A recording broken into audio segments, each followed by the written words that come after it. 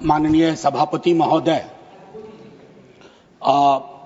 मैं उम्मीद करता हूं कि दिन के जिस प्रहर में अपनी बात रखने के लिए खड़ा हुआ हूं, ना कलुषित कोई बात करूंगा, ना आक्षेप होगा, कुछ चिंताएं होंगी, कुछ सरोकार होंगे। 3 हिस्सों में अपनी बात, अपने दल की बात आपके समक्ष रखना चाहता हूं। सर, पुलवामा हुआ, उसका दर्द, उसका सबक कितना सीखा नहीं सीखा, ये पहलगाम ने बता दिया। सर, ये पहलगाम जो हुआ वो इस देश की सामूहिक पीड़ा थी, सामूहिक पीड़ा। वो 26 परिवार देश की पीड़ा के प्रतीक बन गए। उनकी पीड़ा उनकी व्यक्तिगत पीड़ा नहीं रही, हम सब की पीड़ा रही, आपकी रही, मेरे रही, हमारे बगल में बैठे हुए नए सदस्य कमल हसन साहब की रही। सर, अब समय आ गया है, एक बार पूरा सदन, आज ही नहीं, आज से पूर्व की सारी घटनाओं से लेके पहलगाम तक लोगों को कहे हम क्षमा प्रार्थी हैं, हम इतिहास से सबक नहीं लेते। माफीनामा आवश्यक है। किसी व्यक्ति को नहीं कह रहा हूं, किसी दल को नहीं, सबके लिए कह रहा हूं, सदन की ओर से यह माफीनामा जाना है। जान चली जाती है। सर, मैं क्या कहूं, खुफिया एजेंसी को कोई कहता है जानकारी थी, तो उस इशारे पर इरादे क्या बने, किस प्रकार की कोशिश हुई, हम आज तक क्लूलेस हैं। आज तक क्लूलेस है। और एक और मैं चीज कह करके आगे बढ़ूंगा, राष्ट्रीय सुरक्षा महज नारा नहीं, एक नैतिक कर्तव्य और एक जिम्मेवारी है, सिर्फ स्लोगनियरिंग नहीं है। हमने राष्ट्रीय सुरक्षा, राष्ट्रीय मुद्दे को स्लोगनियरिंग का विषय बना दिया। एक और डिस्क्लेमर दे करके मैं अपनी बात, सर, ये पहलगाम के बाद जब चूंकि सदन नहीं बैठ रहा था तो मैंने लगातार लेख भी लिखे। एक लेख लिखा था, सर, यूनिटी इन ग्रीफ। इस देश की एक खूबसूरती है सर, कोई आपदा आती है, कोई सामूहिक इस प्रकार की चीज होती है, यह देश एक जैसा सोचने लगता है। सर, एक जैसा सोचने लगता है। कोविड ने एक किया था, इस तरह के हादसे भी एक कर देते हैं हम लोगों को। लेकिन सर, ये जो national unity in the times of grief है, it should become a kind of shield to protect the government from valid criticism. ये फर्क है ना सर, ये फर्क मैं समझता हूं कि एक परिपक्व लोकतंत्र में यह अंतर स्पष्ट होना चाहिए कि सैन्य सेवा और राजनीतिक नेतृत्व अलग अलग चीज है। कॉन्फ्लेट करते हैं पाकिस्तान के लोग। कल ही मिलिंद भाई बता रहे थे, यह हालांकि बहुत पिटा हुआ डायलॉग है कि all Nations have an army, Pakistani army has a nation. हमारी आर्मी की खूबसूरती रही, जैसा मानस ने कहा अभी, they don't wear any religion, any ideology on their sleeves, in their hearts, everywhere it is the tricolour. हमारा अप्रोच भी वही होना चाहिए। मैं क्यों कह रहा हूं सर ये बात, और क्यों कहने के लिए मजबूर हुआ हूं? सर, जब पहलगाम में हुआ वो आतंकी हमला, उस हमले के बाद एक ट्विटर हैंडल लिखता है, उन्होंने धर्म पूछा, जाति नहीं। सर, लोग तो गवाए, हमने अपने लोग गवाए, 26 परिवार के चिराग बुझ गए, लेकिन भारत माता भी छलनी हो गई उस ट्वीट के बाद। मकसद में कामयाब हो गए थे वो लगभग, क्योंकि उस बुलेट में बारूद के साथ नफरत की बारूद भी थी। लेकिन भला हो इस मिट्टी का, इस हिंदुस्तान की मिट्टी का, उसने बारूद के साथ आए नफरत के उस संदेश को नकार के रख दिया। कहीं वो नहीं हुआ जिसकी उनको उम्मीद थी, बल्कि बाद में इस बात पे आता, बल्कि भारतवर्ष ने एक संदेश दिया। जब सोफिया कुरैशी जी और व्योमिका सिंह जी ब्रीफिंग के लिए आती थी, हम सब का गर्व से सीना फूल जाता था। वो मेरा हिंदुस्तान है, मुझे वही हिंदुस्तान चाहिए। ये हिंदुस्तान, ये उस्मान, लैंड ऑफ नौशेरा, इसका मजहब पूछ करके इसकी देशभक्ति पर शक करना देश को कमजोर करना। Please, let me speak. Please. Let me speak. आज मैं किसी दल के दायरे से नहीं बोल रहा हूं। Let me speak my sir मैं एक बात कहना चाहता हूं। मैं नहीं चाहता हूं कि यह बहस, अक्सर मैं देखता हूं मेरा वाला आंकड़ा, हमारे में इतनी गिरावट आ गई, उतनी गिरावट आ गई, आपके टाइम में इतना होता था, मेरे टाइम में इतना होता था। जिंदा लोग आंकड़े नहीं होते हैं, उसको आप आर्काइव में नहीं भेज सकते हैं कि फलाना मर गया, आंकड़ा है, आंकड़ा नहीं होता है। घर का चिराग बुझता है, बूढ़े माता पिता को खोने के बाद भी वैक्यूम रहता है। हम कभी मुआवजे, श्रद्धांजलि, पुष्प के आगे कभी ये नहीं सोचते हैं कि ये वैक्यूम, ये कैसे ये वॉइड फिल इन होगा। मैं एक चीज कहना चाहता था महोदय, सच तो यह है कि जवाबदेही तय नहीं होती है। मैं अक्सर देखता हूं, मैंने अपने नेता से भी पूछा, कुछ पार्थिव शरीर बिहार आ रहे थे, हमने पूछा, मैं नहीं था, सर क्या होता है, पार्थिव शरीर पे जाते हैं, फूल बरसाते हैं, रीद लगता है एक सर, कई कैमरे होते हैं, लेकिन इंसानी जिंदगी के वैक्यूम को हिंदुस्तान क्या विश्व में कोई कैमरा उस वैक्यूम को नहीं भर पाता है। वैसे कैमरे का इजाद नहीं हुआ है सर। हम इस नजरिए से क्यों नहीं सोच सकते। कल मैं थोड़ा तारतम्य मेरा टूट रहा है, मैं सिर्फ ये कहना चाहता था सर कि अगले दिन बिजनेस एज यूजुअल हो जाना ठीक नहीं। आज हुआ, कल बिसरा दिए, बिजनेस एज यूजुअल। राजनीति के लिए हमेशा वक्त है। अरे हम आप आतंक पे, सेना के शौर्य पे राजनीति करके क्या करेंगे। हमारे पास राजनीति के लिए लोकोन्मुख मुद्दे हैं, उस पर बात होगी। कभी आप चुने जाओगे, कभी आप नहीं चुने जाओगे, कभी ये चुने जाएंगे, कभी नहीं चुने जाएंगे। लेकिन सेना का मान और शौर्य एक ऐसी चीज है। सर कल माननीय प्रधानमंत्री जी ने लोकसभा में, मैं सुन रहा था, उन्होंने एक बात कही, मैं भारत का पक्ष रखने आया हूं। ये संसद तो भारत की है, पक्ष और विपक्ष दोनों भारत के हैं। भारत का पक्ष तो इंटरनेशनल फोरम पर रखा, गुडविल मिशन में तमाम सदस्य गए, भारत का पक्ष रखा। आपको सरकार का पक्ष रखना चाहिए था। आपके समक्ष प्रश्न था, जो सरकार से प्रश्न थे, भारत माता से नहीं थे, भारत वर्ष से नहीं था, भारतीय सेना से नहीं थी। ये एक जो चीज होती है।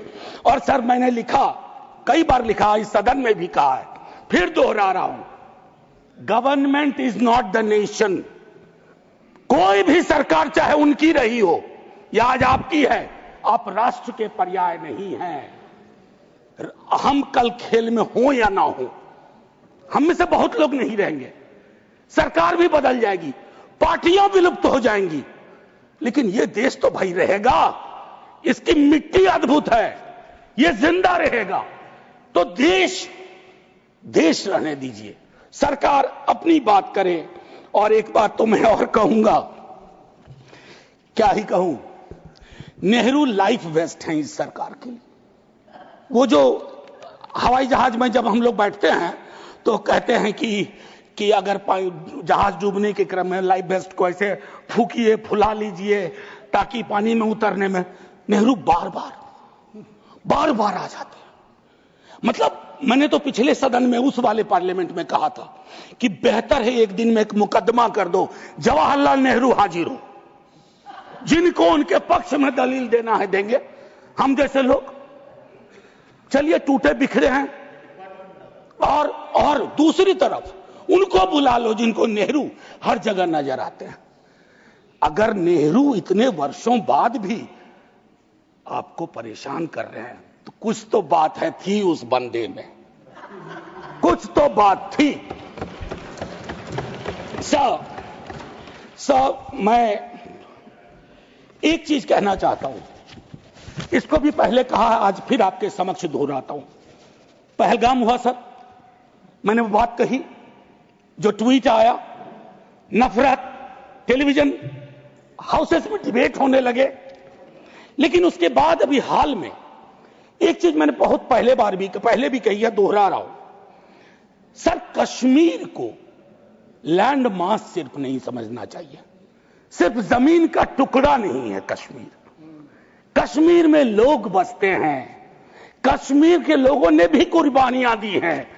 पहलगाम के बाद जिस तरह का रिएक्शन कश्मीर में आया वो अनप्रेसिडेंटेड था, अनप्रेसिडेंटेड। लोग रो रहे थे, कंधा दे रहे थे, बचा रहे थे, अपनी दुकानों के शटर डाउन कर दिए। लेकिन उसी कश्मीर में बाद के विजुअल्स में वहां की चुनी हुई सरकार, हालांकि मैं मानता हूं सरकार के बारे में, they have the responsibility without power, तो ये आज अर्जी का वक्त नहीं है, लेकिन मैं एक अर्जी लगा देता हूं इस सरकार के समक्ष, फुल फ्लेजेड स्टेटहुड बहाल करिए। ऐसी छवियां जहां सीएम एक खास जगह ना जा सके, मौन करने के लिए, रेस्पेक्ट देने के लिए, श्रद्धांजलि देने के लिए, उसके बाद सब दूसरी पीड़ा एक हुई। हमारे एनएसए साहब ने कहा एक कांच नहीं टूटा हिंदुस्तान का। सर, ये संवेदन शून्यता की पराकाष्ठा है। पूंछ राजौरी के लोग कांच से भी गए बीते हैं। मुझसे ज्यादा पूंछ राजौरी को आप जानते हैं माननीय चेयरमैन साहब, कितने लोग हमने गवा दिए। उसके बाद मुझे लिखना पड़ा, प्रिय कांच तुम कितने धन्य हो, तुम्हारा जिक्र हो रहा है, जिनको खो दिया उनका कोई जिक्र नहीं हो रहा। सर, ये आपके माध्यम से मैं रख रहा हूं, मुझे जवाब नहीं चाहिए। फॉरेन पॉलिसी को लेकर के विदेश मंत्री जी नहीं है, मैं आज एक कैरियर ब्यूरोक्रेट उनका बड़ा फैन था।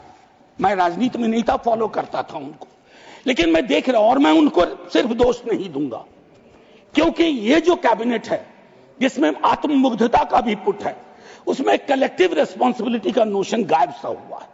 मैं सिर्फ ये कहूंगा, अभी हाल में बॉन्डुंग कॉन्फ्रेंस की एनिवर्सरी थी 18 से 24 अप्रैल, पहली बार इस देश में उस एनिवर्सरी को याद नहीं किया गया।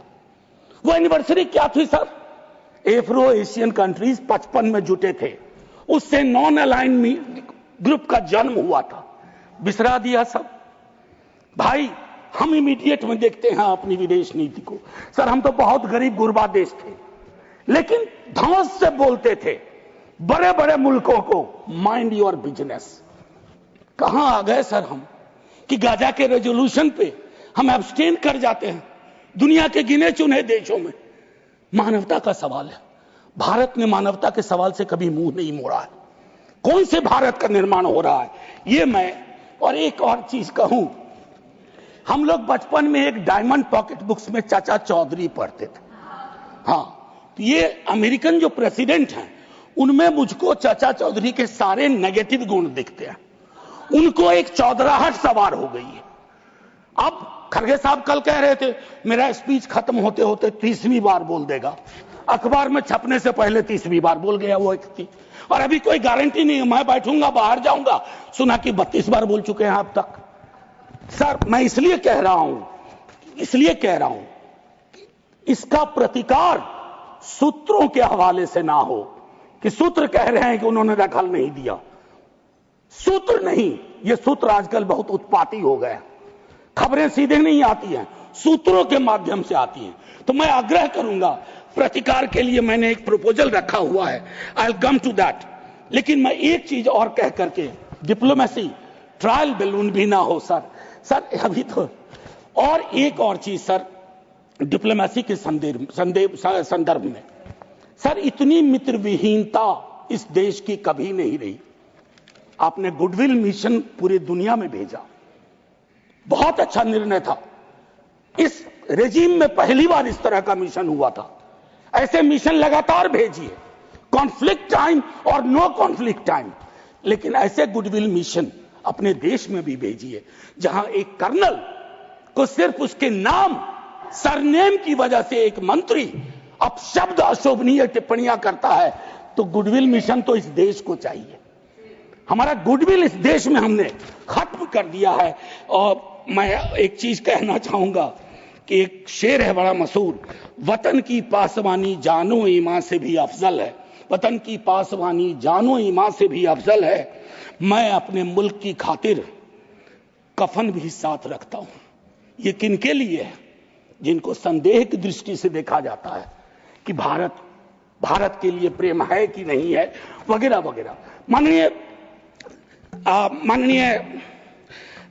सभापति महोदय, मैं सिर्फ एक आग्रह करूंगा, चूंकि कल की प्रोसीडिंग मैंने लोकसभा की भी देखी, मुझे दुख हुआ कि इस पीड़ा ऑपरेशन सिंदूर, जिसमें सेना के शौर्य को पूरा सदन सलाम कर चुका है, लेकिन जो विसंगतियां सेना ने इंगित की समय समय पर, जिसमें पॉलिटिकल डिसीजन का बहुत बड़ा कंट्रीब्यूशन था, उसको रेटोरिकल अंदाज से, रेटोरिक से कवर नहीं किया जा सकता है। Come clean, come straight, we are with you honourable prime minister, so I propose from this house a resolution, finally a resolution. This house unilaterally condemns the repeated statement of American President Donald Trump and find him the epithet of the greatest liar of the century. Jai Hind, sir. Thank you, Manoj ji.